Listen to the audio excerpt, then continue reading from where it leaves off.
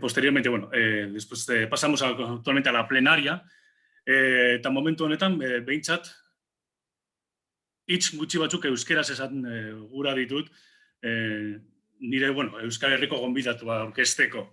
Goiz osoan egon gara Galizia eta Kataluniako konbikigintza, zientzia fikzioari buruz hitz egiten, eta, bueno, momentu honetan, hori ikaragarria dekot, Edoi Etxarte aurkezteko. Erderaz egingo dugu, bueno, nire lankideak eskatuta, baina, horregatik, bueno, erderaz jarraituko dut. Bueno, muchísimas gracias. En este caso, por mis compañeros pidieron que nuestras comunicaciones fueran en castellano por, bueno, la especificidad, ¿no? Del euskera para ser comprendido. Y después de una interesantísima e intensa mañana, bueno, aprendiendo muchísimo sobre ciencia ficción, cómics, en este caso ahora los últimos, ¿no? Cómics del mundo gallego, tengo el inmenso honor de presentar a Edoi Etxarte. Edoi Etxarte es un autor bueno, multidisciplinar, es licenciado en traducción e interpretación por la Universidad del País Vasco, pero también es licenciado en violín por el Conservatorio Superior de Música de Navarra. Ahí no se acaba su diversidad, ¿no? Es poeta, autor de 2 libros, Susco Liliac, uno y otro, uno también de mis favoritos, tengo que decir, Simplistac, pero sobre todo pensé en él para, bueno, invitarlo a este congreso por mi novela gráfica vasca favorita, ¿no? I.S. Derra, de la que nos va a hablar hoy. I.S. Derra, La bella huida, fue traducida también al castellano en el año 2009 y al catalán, ¿vale? En La bella fugida en el 2010. Aparte de eso, Edoi Etxarte es colaborador de multitud de medios de comunicación como Euskadi Irratia o la cadena SER y columnista en el diario Berria, ¿no? En el País Vasco. Sin más, os dejo con Edoi Etxarte, que nos va a hablar de su novela gráfica I.S. Derra, La bella huida, la bella fugida. Bueno, mila esker Aitor zure hitzengatik, mila esker guztioi ere egoteagatik. Muchísimas gracias, Jendobra, por escucharme. Para mí es muy especial estar en conexión con vosotras y vosotros.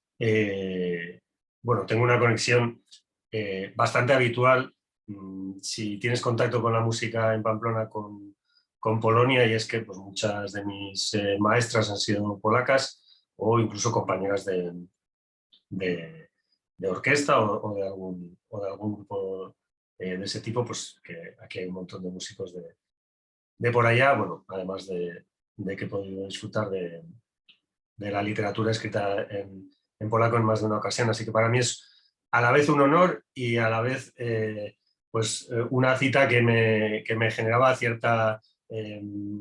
bueno, aunque Aitor haya dado un currículum así bastante extenso, cierto compromiso, porque yo no soy académico, aunque soy licenciado, y aunque escribo bastante, no suelo publicar en publicaciones de este tipo. En cualquier caso, me tranquilizó porque Aitor quería que hablara en concreto pues, de I.S. Derra, del trabajo que yo había hecho, y sobre eso pues, sí que os voy a poder contar algunas cosas, ¿no? A la vez ha sido para mí un viaje en el tiempo, porque nosotros estuvimos haciendo I.S. Derra hace exactamente 12 años, lo publicamos en 2009, fue un proyecto que lo hicimos en muy poquito tiempo, que luego cuando a la gente decíamos que fue un libro que lo hicimos en 2 o 3 meses mientras estábamos trabajando y haciendo otro tipo de cosas, la gente no se lo terminaba de creer, ¿no? Y... Momentutxo bat, Aitor, ez dut ikusten orduan nire dokumentua daukadana. A ver, markatu, vale. Bestei erakusten aldi ez, eta niri ez? Ez bakatu, uste nuen zen eukala hortik eta ipinu konpartitu dintute... Vale, ez que justo ahora hemen... PowerPoint bat, baina... Vale, Vale, vale. Miquel. Bueno, luego le pido a Aitor y ponemos las imágenes. Bueno, nada, hace 12 años, yo tenía 22 años, era muy joven y acababa de publicar mi primer poemario, Suscolilía, que era un poemario donde sobre todo hablaba pues, desde las voces del surrealismo, desde mí, ¿no? Pero pues André Breton y sobre todo autores franceses que en aquel momento me gustaban muchísimo y me sentía muy cercano. A los pocos meses, mi primo segundo y yo compartimos el cuarto apellido, nos pusimos a hacer un poco pues la locura que os voy a presentar. Y luego, si tenemos tiempo, al final, si queda tiempo, pues tengo algunas consideraciones sobre los géneros que estáis trabajando y bueno, pues si hay ocasión, pues las traemos y si no, pues para la próxima vez en Varsovia. Y ese era 12 años después. Yo creo que hay dos elementos que hicieron que naciera este cómic que os ha presentado antes Aitor. Uno de ellos es, y tiene que ver además con vuestro foro, ¿no? Con la cuestión ibérica, y es que en 2006-2007 yo estaba haciendo mi Erasmus en Berlín, que es la ciudad que sale en la cubierta del libro y en el interior, aunque este edificio ya no existe, una cosa muy crónica. De hecho, yo pude ver este edificio cuando lo estaban desmontando. Este era el Palacio de la República, que era a su vez Parlamento de la Alemania Oriental y Palacio de Cultura. Y bueno, fue una demolición muy polémica porque había unos motivos sanitarios, ¿no? Que tenía unos metales que decían que era peligroso, pero bueno, había una gran batalla porque había gente que quería que el edificio siguiera en pie y otra gente que no. ¿No? Bueno, en fin. Y en aquel contexto yo me apunté a unas clases de catalán, tuve unos profesores magníficos y además, por desgracia para ellos, pero para nuestra fortuna, hubo unos problemas laborales muy grandes entre el equipo de profesores que nos daban catalán y eso hizo que en un semestre tuviéramos 3 profesores, los 3 magníficos, muy distintos entre ellos.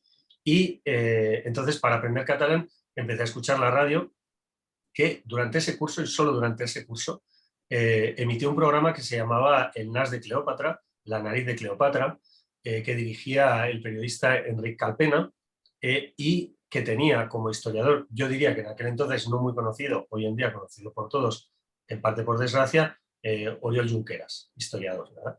Y más tarde diputado de Esquerra Republicana, vicepresidente creo, y preso político, ¿no? Por haber organizado el referéndum del Principado de Cataluña.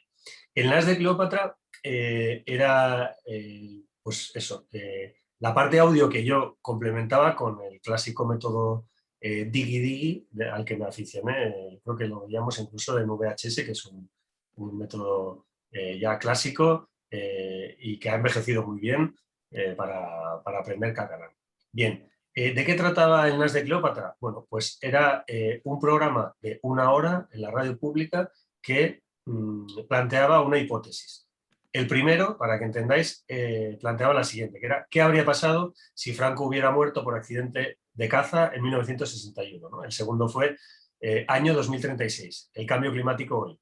El quinto fue 1640, si Portugal no se hubiera independizado de España. El séptimo, el ser humano ha llegado a Marte. El octavo, ¿qué hubiera pasado si la República hubiera ganado la Guerra Civil Española? Bueno, entonces tenían una serie de invitados y planteaban un montón de hipótesis que todas a mí me parecieron en aquel momento preciosas. No sé, pues había una, pues qué hubiera pasado si hubiera triunfado el golpe de Estado contra Gorbachev, o si Alemania hubiera conseguido el arma atómica antes de que finalizara la Segunda Guerra Mundial, si Trotsky hubiera ganado a Stalin, bueno, en fin, y un montón de cosas, ¿no?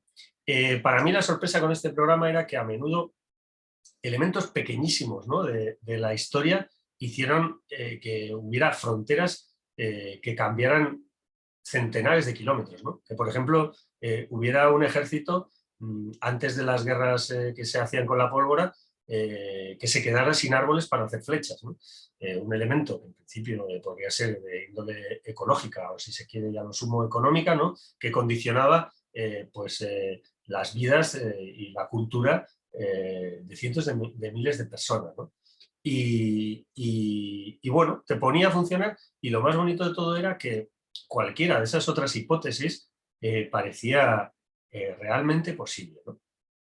Ese fue, yo creo que ahí, por así decirlo, años antes de publicar el primer poemario, a mí se me encendió la curiosidad, ¿no?, de aquello que eran las ucronías, ¿no? Hubo otro elemento que tuvo que ver ya con cuando ya publiqué el libro, y es que en aquel momento en castellano, sobre todo a través de una editorial que está afincada en el País Vasco, en Bilbao, que se llama Astiberri, que ahora ya publica de vez en cuando algún cómic, alguna novela gráfica en euskera, pero principalmente y durante todo su inicio lo publicaba todo en castellano.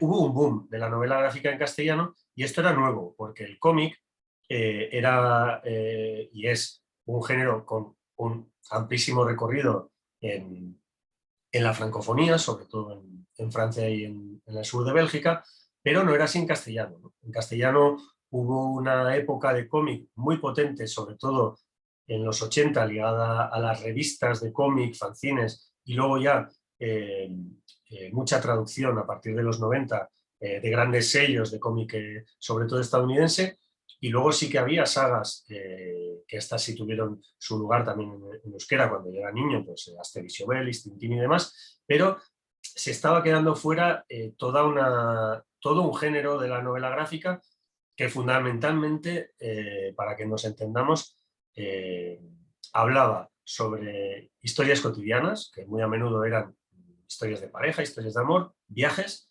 y que lo hacía en un formato que no era el de álbum, que es el alto, ¿no?, sino pues en el de libro. Y entonces, pues hablamos mi primo y yo, fuimos a una editorial que no había publicado jamás un libro de este tipo, engañamos al editor, dijo que sí, y de hecho la primera edición salió muy bien, y aunque luego las traducciones no funcionaron, pero yo creo que por temas un poquito ajenos a la creación original, ¿no? Entonces, estas dos fueron, por así decirlo, los impulsos que nos llevaron, por un lado, a hacer una novela gráfica, a decir que hacíamos una novela gráfica, a decir con cierta arrogancia, además, que era la primera novela gráfica que se hacía en euskera. Fue una cosa que se nos criticó un montón y se nos buscó una suerte de genealogía. Yo era muy fan, por ejemplo, de los cómics que se hicieron en los 80, que se utilizaron además para la difusión y el aprendizaje del euskera, ¿no?, que fue un proyecto bizarro, muy bien coordinado, que se llamó Ave Comic, y del que sigo siendo fan, escribiendo ahí historias absolutamente magníficas, que hablan de historia, de ciencia ficción, etcétera, pero para nosotros no cumplían elementos fundamentales por los que la gente, cuando iba a una librería, quería novela gráfica, ¿no? Y que además en castellano se había hecho con un público que hasta ese momento no tenía, ¿no?, la novela gráfica, ¿no?, que ciertos lectores, si se quiere, pues de la ficción, de novelas, de relatos, incluso de ensayos, se habían aproximado al mundo de lo que antes era el cómic por esos nuevos formatos, ¿no? Entonces, bueno, pues reivindicamos el género y si se quería la primacía, y nos pusimos a ello, y en esos muy poquitos meses lo ejecutamos, ¿no? Entonces ahora brevemente os voy a contar en tres apartados qué es o qué son, porque como luego se tradujo, este libro, ¿no? Bien, pero igual, Aitor, enseñas durante 30 segundos las imágenes para que la gente entienda un poquito gráficamente a qué nos referimos. Esan zenidan ez zenula zera aurkeztuko. Bai, prestatu duzun hori bikain, bai. Bestela irekiko dunik liburu eta erakutsiko dute, baina... Ez, baina, bueno, ez guzu orain erakutsi. Binetaren bat, edo, ikus da. Bale, bai. Edo horriren bat. Baina, zuk erakutsiko duzu edo nik? Ikusi dudan ez hor badukazula, esan dut. Bai. Bajarri hori bera, bai. Bai, hori pintzen dira, bueno, bai. Vale. Berdin ipiniko. Vale. Osea... Guztiok ikusten da behau. Bikain, vale. Bueno, pues ahí tenéis la cubierta original, que es la de la izquierda, las dos traducciones al castellano y al catalán, y bueno, una serie de páginas, ¿no? En fin, vale. Va, negado sukendo.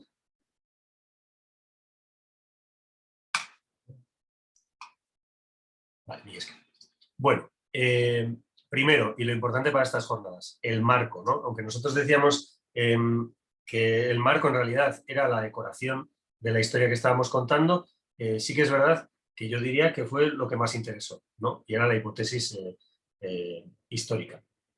La hipótesis de I.S. Guerra es que hay una guerra 200 años antes de la publicación del libro, que nosotros la llamamos la Guerra de las Luces, que empieza en 1795 en la Guerra de Convención, y a través de esa guerra, por supuesto basada en una guerra real, ¿no? Que hubo, bueno, muchas, ¿no? Entre lo que ha terminado siendo Francia y lo que ha terminado siendo España, y que, bueno, en esa guerra de convención hay una serie de ciudades de la península, como Hondarribia, que hoy en día está en el País Vasco Sur, Pamplona o Girona, ¿no? Que está en Cataluña, quedan pues, por ese pequeño juego de kilómetros hacia el sur de la frontera, en la República Francesa, ¿no? Que esas guerras continúan hasta 1815, o sea, son guerras como que duran unos 20 años, y eso hace que ciudades como Vitoria, Bilbao, Tafalla, Huesca, que está en Aragón, Tarragona, que está en Cataluña, terminen quedándose a través, después de una consulta con sufragio universal masculino, en la República Federal Francesa, ¿no? Con distintas subdivisiones y cambiando un poquito, por supuesto, como esto cambiaría en alguna manera también Francia, y Francia no sería la Francia que conocemos hoy en día, sino una Francia federal y distinto tipo, ¿no? Además, entre esa Francia y esa España habría todo un territorio que nosotros llamamos la zona neutral del Ebro, que sería una zona muy militarizada por unos ejércitos a favor de la República Francesa, ¿no? Y además en una situación bastante injusta o desagradable para las poblaciones que viven allá, que no pueden decidir el futuro en libertad que querrían, ¿no? Y que se presupone en el cómic pues que sería anexionarse a España, ¿no? Entonces, esto es un poquito el hecho histórico que cambia el marco de la película, ¿no? Hay otra parte fundamental de la... No sé por qué he dicho película. Hay otra parte fundamental del cómic que tiene que ver con la política, ¿no? Y que, claro, normalmente la gente que le gusta la historia le suele gustar mucho la política también, la del presente y la del pasado, ¿no? Y entonces, bueno, pues nos inventamos una serie de actores que no existían, políticos, que además en algunos de sus casos coincidían con siglas de partidos de hoy en día, aunque luego en sus acciones no. Una parte importante de los actores que nos inventamos es Euskal Irauna, que es un partido político francés, ¿no? Creado después de la Segunda Guerra Mundial, porque en la Segunda Guerra Mundial pues, se ilegalizan los partidos colaboracionistas con los nazis, y entonces también se ilegalizan partidos vascos colaboracionistas, y entonces se crea un nuevo partido de extrema derecha, pero que proclama la independencia del País Vasco, y que además pues bebe un poquito de la filosofía de un autor que sí que existió, que es John Miranda, que es un escritor de extrema derecha, bueno, así lo llamo yo, y que en cualquier caso este partido pues lo que quiere es una especie de limpieza étnica, que desaparezcan las minorías galas, vasconas, españolas, francesas y marroquíes del territorio vasco. Un partido de alguna manera xenófobo, pero donde su líder tiene origen africano. Este sería el escudo del partido. Y este señor sería su presidente. Y bueno, la cosa es que en el segundo capítulo del libro, el protagonista con una de las protagonistas, Joanes Apaolaza con Pauline, van a hacer una entrevista a este señor. Entonces este señor pues explica pues cómo ve la situación política y le hacen muchas preguntas porque en las últimas elecciones, por primera vez, este partido de extrema derecha está consiguiendo más del 5% de votos necesario para poder acceder a las instituciones. Hasta entonces había sido un partido residual, pues que tenía en torno al 3%, pero bueno, está obteniendo como cierto éxito, y esta es un poquito la excusa para ir a Bayona a hacer una serie de entrevistas. Durante este capítulo pues hay muchos lugares de Bayona que salen, casi todos salen igual, aunque hay momentos en los que pues cambiamos alguna estatua, cambiamos algún nombre de escuela, en fin. El valor que puede tener la ucronía para los amantes de este tipo de géneros es que las modificaciones en muchos casos son mínimas, ¿no? Sin embargo, pues se les da su importancia. Euskal Irauna, el partido que os he comentado, no es el único partido de extrema derecha del territorio vasco de esta ficción. Hay otros dos partidos, uno sería UPN, Unión de Patriotas del Norte, y otro el Front Jacobin, pero en cualquier caso estos tres partidos de extrema derecha están completamente enfrentados entre sí, pues porque unos quieren que ese territorio sea España, otros Francia y otros que sea un País Vasco independiente. Bueno, la historia sería un poquito más larga, pero por así decirlo, este sería un partido pues, equiparable pues, al France de hoy en día o al Frente Nacional o al British National Party. Y en cualquier caso, los tres partidos de extrema derecha lo que tienen claro es que sus grandes enemigos son los comunistas y sobre todo el partido LLL, que es el partido mayoritario de oposición de este territorio, que es la Liga de Agricultores y Proletarios. Además de este partido, hay un partido que no tiene nada que ver con este, aunque también es de extrema derecha, que se llama GAL, que es un grupo terrorista creado en los años 70, que ha matado a 1.200 personas y que tiene unos 200 o 300 militantes clandestinos, y que realiza, sobre todo desde la zona neutral del Ebro, pues una serie de atentados regularmente, y que tiene pues, más de 800 presos. Los partidos de los que menos se habla, aunque están ahí, son EAJ, que coincide con la sigla con el nombre del partido del gobierno en la Comunidad Autónoma Vasca, y el partido SBIO, que es una especie de juego con el antecesor del Partido Socialista Francés, que se llamaba SFIO, ¿no? En fin, y por terminar, el partido que antes os he mencionado, la Liga de Proletarios y Agricultores, que es un partido que desde los 90 tiene cada vez más peso, el partido mayoritario de oposición, pero que en cualquier caso no llega al gobierno, aunque tiene cierta hegemonía en el plano cultural por una serie de escándalos que se conocen desde los 90 de malversación de fondos para fines culturales, para apoyar a grupos de música, escritores y demás. Está volando el tiempo, yo pensaba que me iba a sobrar. Pero, vale, como os he dicho, este es el decorado, ¿no? Pero ¿qué se cuenta en realidad en este libro durante sus 5 capítulos y sus 180 páginas? Bueno, pues es, como solíamos decir en la presentación del libro, se cuentan las experiencias cotidianas de Joanes Apaolaza y su pareja heterosexual, monógama, y pues los pasajes de este periodista que en el primer capítulo va a hacer un reportaje a esta zona militarizada del Ebro. En el segundo van a hacer, por un lado, la entrevista a este señor de extrema derecha, y además asisten a un foro altermundialista donde acuden miles de personas a Bayona, entre ellos Hugo Chávez o Slavoj Žižek o gente así muy conocida de la izquierda mundial.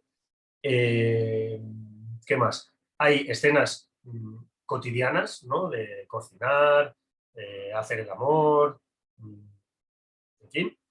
Y fundamentalmente esto es lo que se cuenta, o sea, lo que se cuenta son pues las miserias, los deseos, las virtudes y los límites que tienen las parejas estables, ¿no? Me ha hecho mucha gracia porque he estado mirando alguna de las entrevistas que nos hicieron hace 12 años eh, y bueno, en aquel momento mencionábamos mucho lo de que la estabilidad en las relaciones de pareja era algo que no estaba muy a la orden del día. Eso en cuanto a la historia, ¿no? El qué se cuenta en ISR. El cómo se cuenta, sobre todo me baso en las palabras de Alain, del dibujante. Él siempre le dio muchísima importancia a que las imágenes fueran lo más realistas posibles.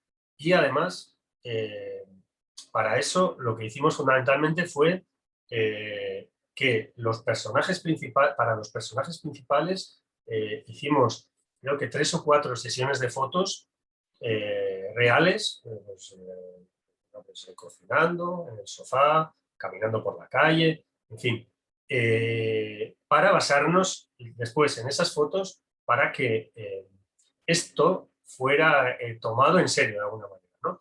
Teníamos miedo de que esto se tomara como una parodia y como además había muchos nombres que coincidían a medias, pues yo qué sé, autores de música, escritores, lugares, ¿no? Algunos con pequeñas modificaciones, otros no. Bueno, queríamos darle la verosimilitud a través del diseño que estábamos eligiendo, ¿no? La credibilidad y la verosimilitud fueron una cosa muy, muy importante, ¿no? En algunos casos inventábamos y en otros modificábamos, ¿no? Pues nos inventábamos un canal de Al Jazeera en euskera para informar sobre un atentado al edificio que sale en la cubierta, pero Al Jazeera el logotipo era igual y la imagen que salía pues podía ser de una periodista que estaba dando una noticia, ¿no? Nos interesó mucho la falsificación. Y claro, para falsificar, pues lo tienes que intentar hacer lo mejor posible, ¿no? Otra cosa importante con respecto al formato fueron los lugares que tenía la página, ¿no? Y para eso nos sirvió mucho un libro que se llama Manual de la guerrilla de comunicación, de Luther Blissett, que es un autor colectivo que luego, pues, el próximo Abu Mim, que ha publicado muchos libros desde entonces, y hicimos una cosa que ellos hacen en su manual, y es que los libros, por así decir, tienen como 3 marcos distintos, ¿no? Por un lado están. Este es el inicio de un capítulo, ¿no? Todos los inicios de capítulo, además del título y del número de capítulo, tienen unos sellos diciéndonos en qué días pasa la acción y tienen un poema poema o cosas que nosotros hemos convertido en poemas, pues como unas frases de un cómic de Kiriko Nananan, que las pusimos en verso, o un poema de Mayakovsky, yo qué sé, ¿no? Por un lado estaba eso, las introducciones, que dialogaban además con otro elemento que tenían todos los capítulos, que era lo que llamamos interludio, ¿no? Entonces, el interludio era, en cualquiera de los casos, un poema que nosotros, o una serie de poemas que nosotros traducíamos, que tenía alguna relación con aquello que se estaba contando, una especie de pausa, ¿no? Además de eso, y más allá de las viñetas, que evidentemente son lo que más hay en el libro, introdujimos lo que nosotros llamábamos wikis, que eran la parte de abajo de las páginas, pues si había alguna organización, algún suceso, algún personaje que nos parecía que podíamos desarrollar más, pues lo hacíamos ahí. Y luego tampoco tuvimos mucho problema en que si las conversaciones eran muy largas, pues poner directamente, hacer como si aquello fuera una novela, ¿no? Un texto corrido, ¿no? O en algunos casos eso. Además de eso, casi todas las páginas tenían en su margen izquierdo una especie de lugar para escaparse, ¿no? Eso que nosotros llamamos bella huida era a la vez, bueno, pues una especie de anzuelo hacia afuera de la pareja monógama, ¿no? Que por mucho que estés, no puedes dejar de desear otra serie de personas, ¿no? También era bella huida porque a nosotros nos pasa muchísimo estar constantemente comparándonos. Hoy, si estuviéramos en Francia, ¿no? Es verdad que yo estoy en ambientes igual un poco frikis que son muy francófilos, ¿no? Pero que tienen constantemente, la radio francesa es mucho mejor. En Francia se ayuda mucho a las librerías. Fijaos en el cine francés, ¿no? Hay como una envidia y como un... Además, en Pamplona, independientemente de si uno se siente más vasco o español, pues hay cierta francofilia compartida, ¿no? Y entonces constantemente querer escapar, ¿no? De, qué pena, ¿no? Que esto no esté a 80 kilómetros, ¿no? Porque ya podríamos estar allá y vivir en la misma ciudad, ¿no? Pero luego también queríamos que la gente saltara, probablemente hoy en día haríamos casi lo contrario, porque estamos todo el rato saltando, ¿no? Con lo digital, pero hace 12 años nos parecía interesante que la gente se marchara del libro, ¿no? Entonces lo que hacíamos muchas veces era que si en una conversación o en un poema o en una canción que pasaba por ahí se mencionaba algo, pues poníamos aquí la referencia, ¿no? Pues este poema lo hemos sacado de aquí, esta imagen se ha sacado de tal película, ¿no? Igual hoy en día pues se haría esto de otra forma o se haría una edición digital, ¿no? Además de que hay, bueno, un montón de guiños hacia, yo qué sé, cuadros, canales de televisión, en fin. Voy a tener que ir terminando. Vas a tener que invitar otra vez a Héctor para la segunda parte. La segunda presencial. Eso es. Yo encantado. Bien. Vale. No os he contado al principio y quizá termine con esto antes de vuestras preguntas y dejaré las consideraciones sobre las distopías para la próxima ocasión.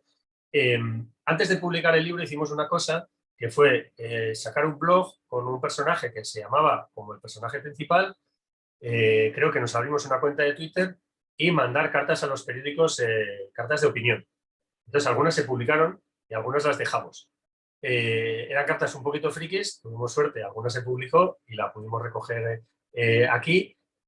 Bueno, un poquito de campaña así de mosqueo también para ver qué es real, qué no es real, ¿no? Un personaje que luego termina siendo un personaje de ficción, nos envía mensajes que se pueden leer en esa ficción y que se pueden leer en la nuestra, ¿no? Coincidía con que ha habido un suceso muy conocido de falsificación de piezas históricas en Álava, ¿no? de Iruña Velella, que igual os suena, aunque creo que fuera del País Vasco, por suerte no se conoce mucho, un lugar arqueológico en el que de repente encuentran un montón de escrituras de la época romana, de repente parece que va a ser la leche y total que luego son todas falsas, ¿no? Entonces nos pareció muy interesante porque ha habido muchos casos de este tipo, ¿no? Y para nosotros estaba muy próxima la ucronía a este tipo de juegos, ¿no? Gente que se inventa cosas que además, como ningún arqueólogo conoce todas las materias, pues igual pone una cosa religiosa y no se da cuenta de que está poniendo algo religioso que se inventó 3 siglos después de lo que cree que se puede datar esa pieza, bueno, en fin. Y además nos valía porque ha habido casos que durante unos años han funcionado y que han sido mitos fundacionales, ¿no? Hay alguno en Chequia bastante conocido también con falsificaciones así, pero bueno, a mí me encantan este tipo de asuntos. Hay una historiadora israelí, Idit Sertal, que tiene un libro muy interesante sobre los mitos fundacionales de Israel, que claro, son mucho más fáciles de chequear porque Israel es un estado del siglo XX, ¿no? Y en él hay una historia preciosa que a mí me gusta mucho sobre la historia de un héroe nacional del que se recogen sus últimas palabras cuando en realidad ninguna, o sea, ni la persona que lo tuvo en brazos ni la persona que muere tenían ningún idioma en común. Y sin embargo hay una conversación reconstruida sobre qué es todo lo último que dijo aquella persona, ¿no? Entonces, bueno, en fin. Igual, Aitor, pasamos a las preguntas, ¿te parece? No hay Bueno, modo, como quieras. Sí, bueno, lo has no os he mencionado, mencionado 35. nada. Vidas un poquito posteriores del cómic fue la traducción al castellano y al catalán, que las quisimos hacer como si fueran cajas de lejía, era un poco nuestra inspiración, y lo que queríamos vender era como si fuera una edición facsímil. Entonces aquí no hay un agujero, ¿no? Pero lo que pasaba era que tú lo abrías y que más o menos eso coincidía. Tú abrías así y veías la cubierta en euskera, ¿no? Bueno, evidentemente cambiamos nuestras fotos. Esta soy yo y este es Alain. Y por detrás hicimos lo mismo, ¿no? Y luego además recogimos, que esto nos gusta mucho a Alain y a mí, recogimos, por un lado, citas verdaderas, como la de Zizek, de quien tenemos una foto diciendo lean este libro, ¿no? Que le hicimos, porque aparece en una imagen, u otras de críticas magníficas y otras nefastas que hicieron al libro, y bueno, otras nos las inventamos, pero hicimos bueno, como si fueran fajas de recomendación. Bueno, esto es como la vida más concreta, y luego pues Alain y yo hemos seguido haciendo bastantes cosas juntos. Bueno, yo ayudé a Doni Arcilla, por ejemplo, que es un músico de jazz de aquí, con la selección de unos poemas para publicar un disco, y él hizo la cubierta y el diseño. Alain diseñó también esta colección de textos y de música sobre Gabriel Aresti, y yo también pude participar en un texto. En mi siguiente poemario él hizo la cubierta, es un cuadro suyo. Y ironías de la vida, me acabo de dar cuenta, Alain ahora mismo vive en Berlín. Bueno, cuando yo gesté esto vivía allá, y ahora él vive allá, sigue tintando. Entonces, bueno, para nosotros es un libro que ha sido muy importante, y no sé si este año nos dará tiempo, pero publicaremos otro libro que no tiene nada que ver con esto, pero que tiene que ver con el proyecto, que es una antología de poemas que en parte ya empezamos a publicar en internet con otros seudónimos, que era Andrea Seta Gudrun, en un portal de internet de información general, pero que nosotros publicamos poemas, y que es una especie de antología de poetas del mundo, con una categorización un poquito particular, pero donde hay poemas preciosos, pues desde poetas prostitutas chinas hasta poemas de Szymborska que ella no quiere que se publiquen, en fin, y otra serie de poetas del mundo que hemos traído nosotros al euskera, y que, bueno, si no es este año, desde luego el siguiente los publicaremos. Vale, es que ricasco, Mille Esker. Muchísimas gracias por esta presentación, ¿no? de tu obra tan interesante. Desconocía el hecho de que en las traducciones, ¿no? Habéis falsificado vuestras fotos, algunas críticas y todo eso. Me parece un detalle bastante original, incluso, porque en la real sí que están vuestras fotos. En la otra sí. En la euskera sí, pero en la de castellano o catalán son otras fotos. En la euskera tiene gracia porque las dos fotos son de fotomatón, pero están hechas en Berlín. Ah, bueno, vale. Cosas, sí. Vale, entonces abrimos en este momento turno de preguntas, pues señalar o escribir en el chat. Lo que, simplemente yo sí que preguntaría, porque claro, la cuestión política, ¿no? en la novela, esta pregunta, es pues muy fuerte. Y es tanto polémica, digamos, para lo que somos nosotros, ¿no? Para lo del pueblo vasco. No sé si ha habido alguna sobreinterpretación o alguna polémica, alguna mala interpretación, o alguien que se haya podido sentir molesto por cómo se ha reflejado esos partidos políticos. No, en general, yo creo que en ese sentido no hubo ninguna. Bueno, en realidad cuando nosotros la hicimos no había ninguna, así como otras veces sí que escribes cosas para señalar o esperas algún tipo de reacción. Nosotros no esperábamos reacción, pero a mí sí que me sorprende que esto es un poco un ejercicio de tipo Orwell, ¿no? Que es que aunque cierta lectura de 1984 diga que ese libro es una crítica a la Unión Soviética, George Orwell deja escrito que en realidad 1984 es una crítica a la sociedad británica, porque ninguna sociedad está libre de una deriva totalitaria, ¿no? Entonces, siempre ha sido muy cómodo en el oeste esta lectura de 1984, ¿no? De, bueno, eso es una cosa que pasa allá, que aquí no pasa, ¿no? Cuando en realidad su objetivo era el contrario, ¿no?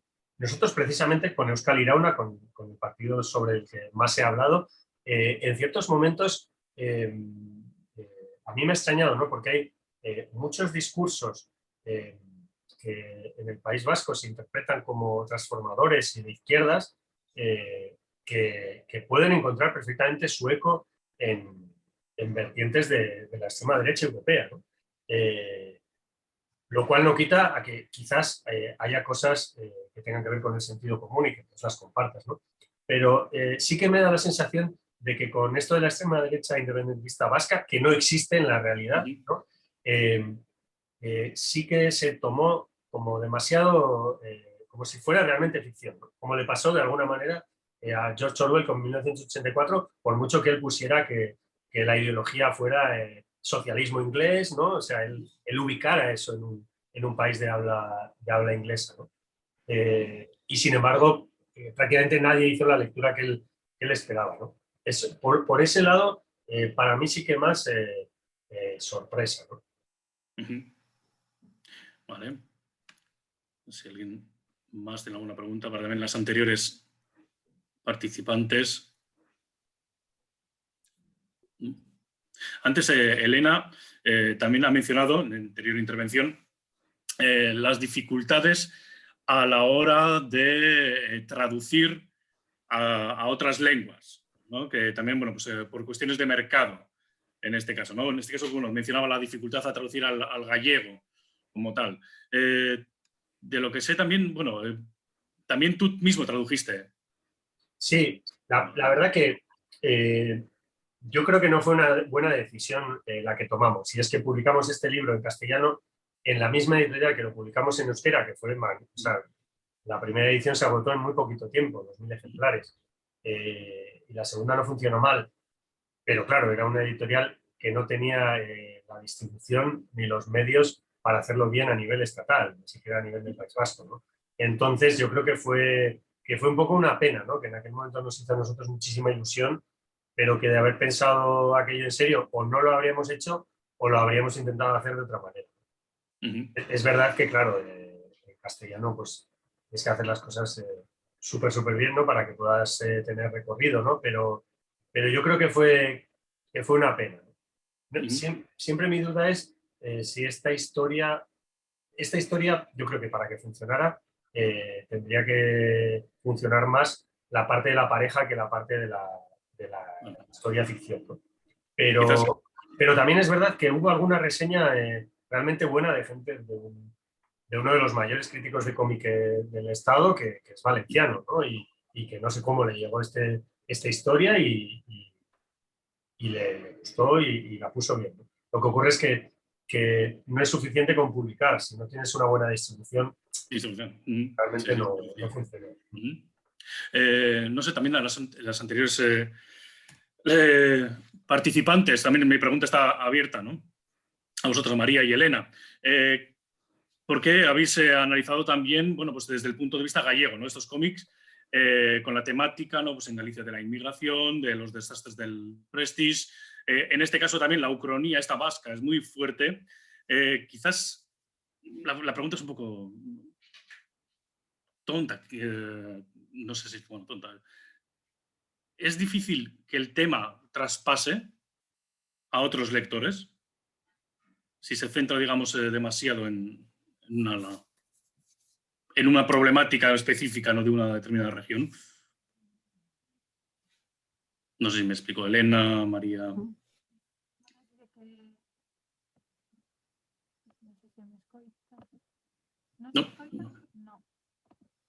No os oigo nada. No, María, no se che oe. Agora? Agora. Ahora sí. Vale. Non sei se queres empezar ti, Elena. Non. Comeza ti. A ver, eu creo que efectivamente hai cousas que son máis complicadas de entender, pero penso que hai outros elementos, como as desastres ecolóxicas, que sí que poden trascender facilmente. E de feito, por exemplo, no caso do Prestige foi un momento no que vinculouse gran parte da poboación mundial, é dicir, moita xente de outros países chegou a recoller bueno, chavapotes, ese tipo de cuestións. Entón, penso que, inda que existan unhas problemáticas específicas que afectan ao territorio galego, pódense establecer conexións facilmente e, sobre todo, nas linguaxes gráficas. Explícome.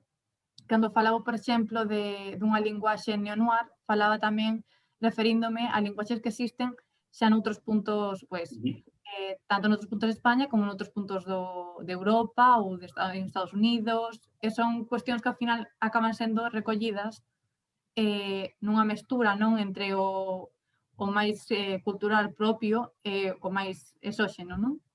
Bueno, creo que unha cousa que pode ser... A cousa son tamén lecturas que poden ampliarse e que poden tomar referencias e intercambiarse. Perdón, apenas añado, porque lo ha comentado muy bien Edoy, que uno de los problemas en este caso muy claro, es la cuestión de la distribución.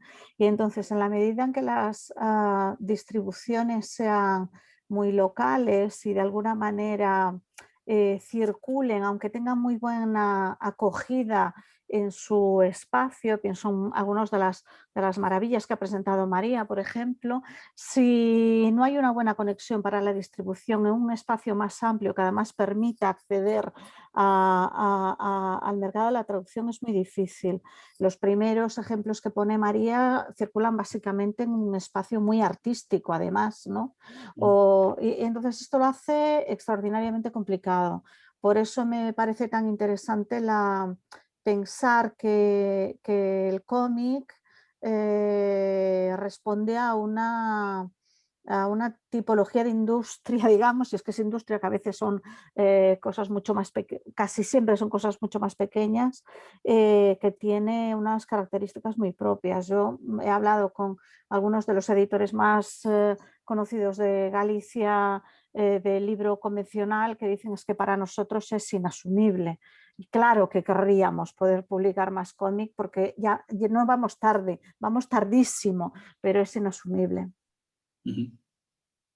Sí, bueno, la situación en Cataluña en este caso es un poco diferente, ¿no? También con el País Vasco. Claro, bueno, también hay que pensar el número de lectores potenciales que tienes, cómo está posicionada una editorial en concreto para poder actuar bueno, como mediadora, ¿no?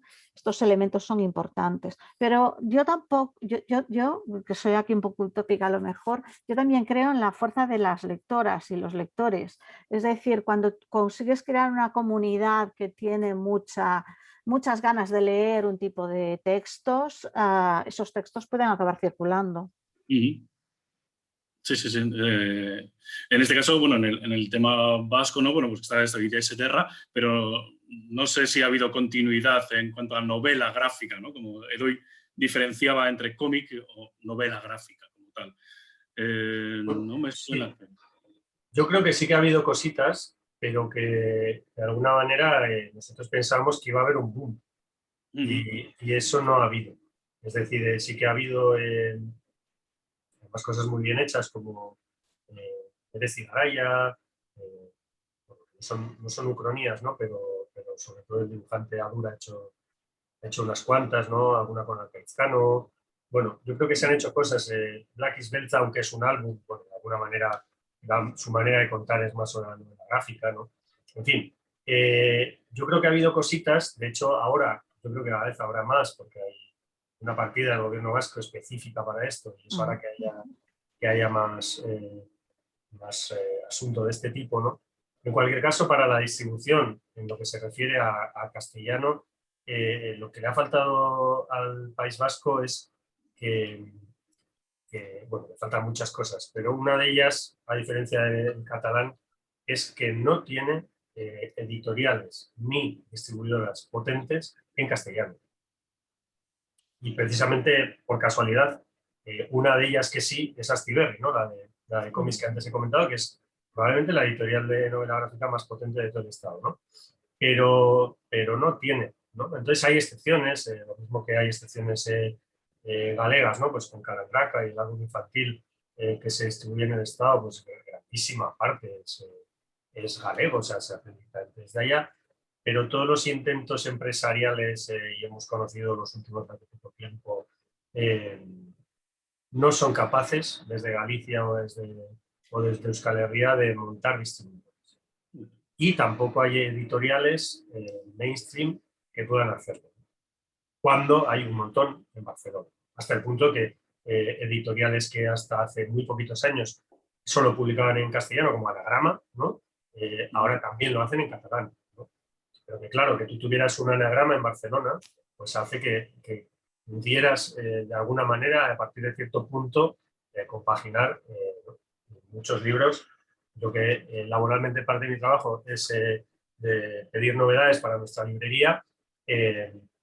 Muchas distribuidoras, también de Madrid, el principio del catálogo está en castellano, que es el 90%, y luego te viene el catalán, ¿no? O sea, que son distribuidoras que además no tienen ningún problema en distribuirte dentro del Estado a cualquier lugar libros en catalán, ¿no? Cuando pues, igual a 15 kilómetros del País Vasco no puedes conseguir un libro en euskera, ¿no?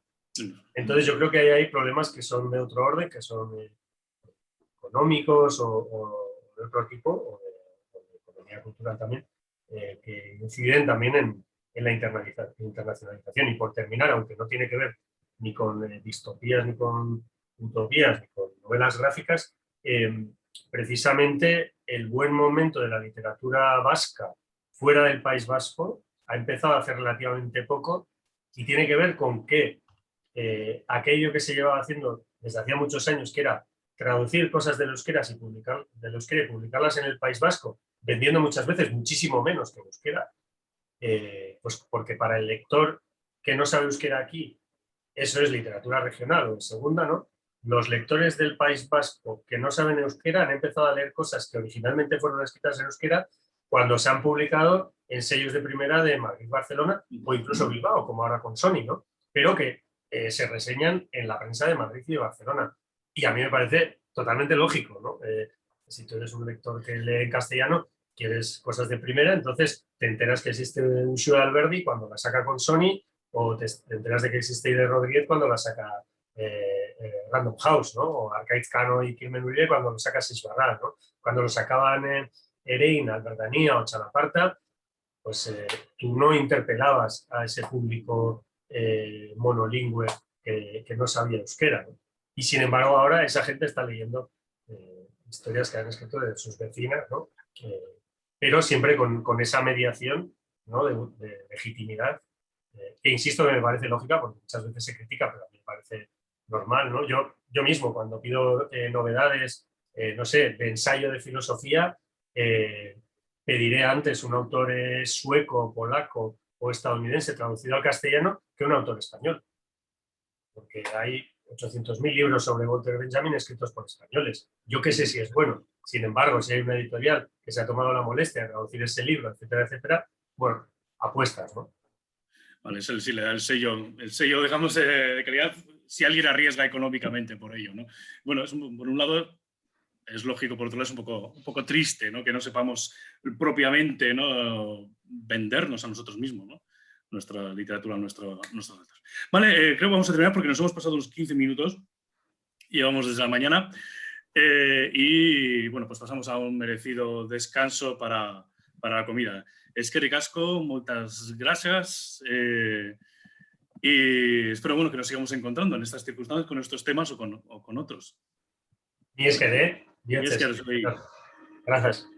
Venga, nos vemos en 50 minutos más o menos, para después de comer. Venga, hasta luego.